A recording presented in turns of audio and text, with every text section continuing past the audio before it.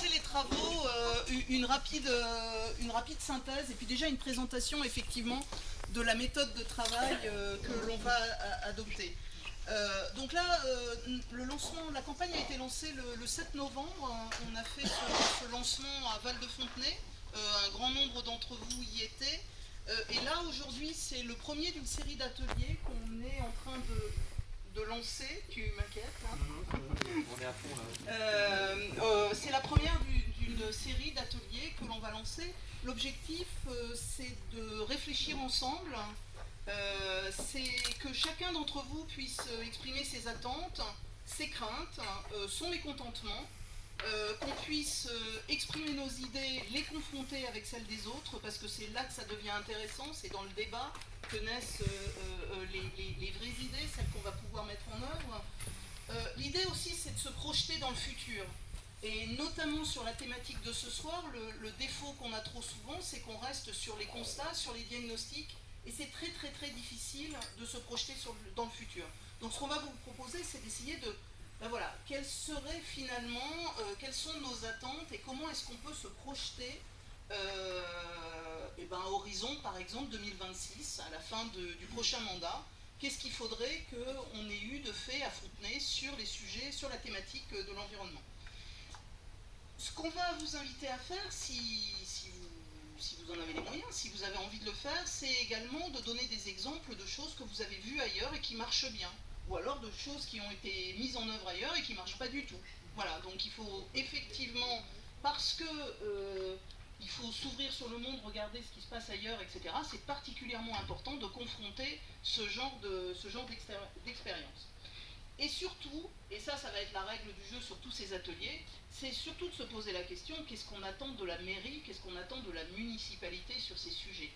On doit rester dans le concret, on doit rester au plus près du terrain, on doit rester au plus près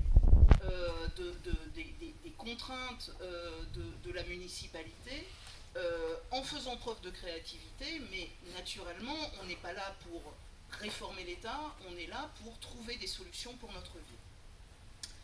Alors, la thématique de l'environnement, en fait, on s'est rendu compte en préparant l'atelier de ce soir que c'était sacrément ambitieux de commencer par ce thème, parce que c'est de loin pas le plus simple que nous ayons à traiter globalement. Là, je parle de nous tous qui sommes là ce soir, depuis quelques années. C'est même sacrément compliqué.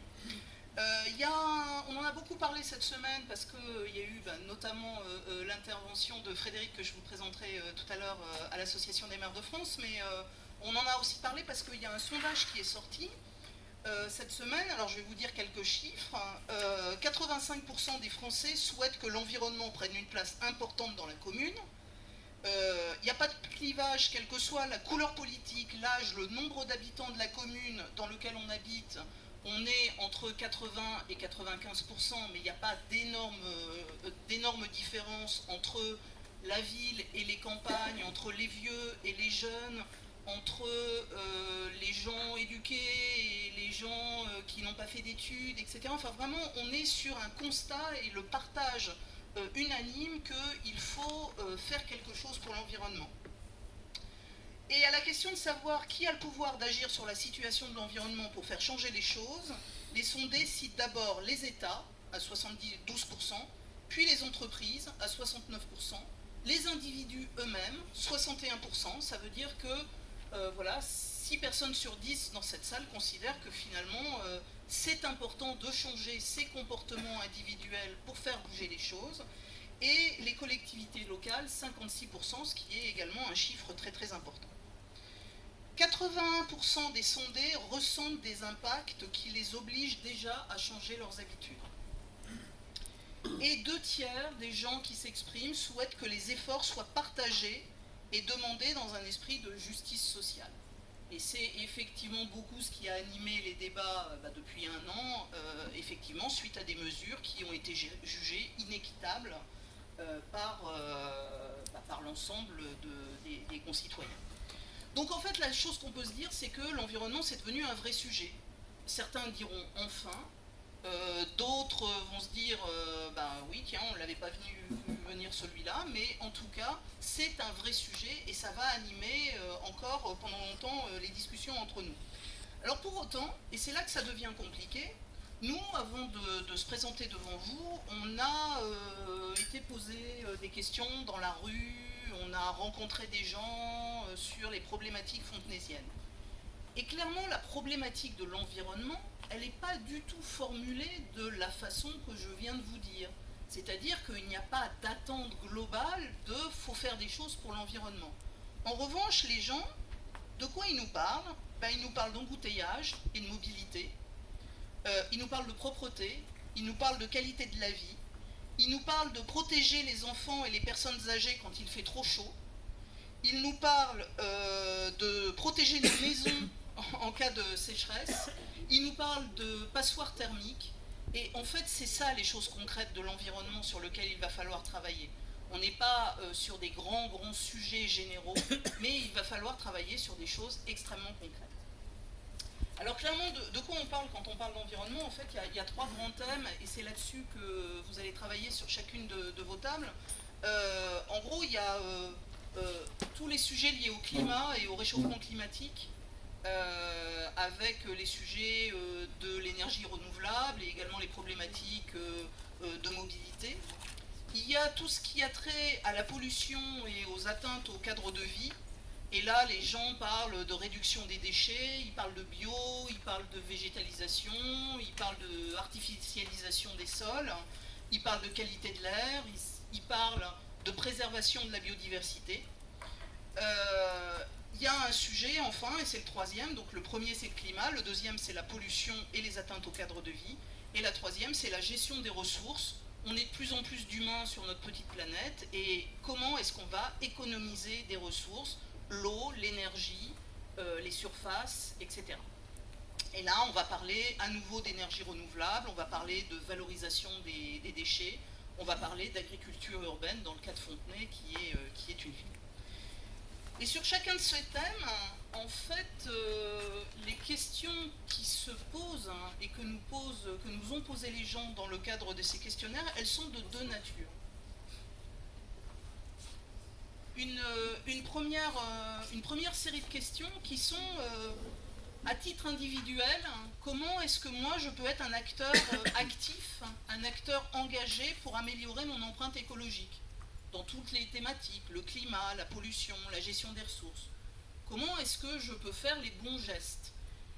Et la question subsidiaire à cette question générale, c'est comment est-ce que la collectivité peut m'aider à trouver les bons gestes, parce qu'on est tous très démunis, parce qu'il y a plein de moyens d'économiser, voilà, il y a plein de solutions qui s'offrent à nous, et on a du mal à choisir, et on a du mal à arbitrer, parce que des fois on a l'impression que des choix que l'on fait d'un côté peuvent avoir des conséquences nuisibles de l'autre.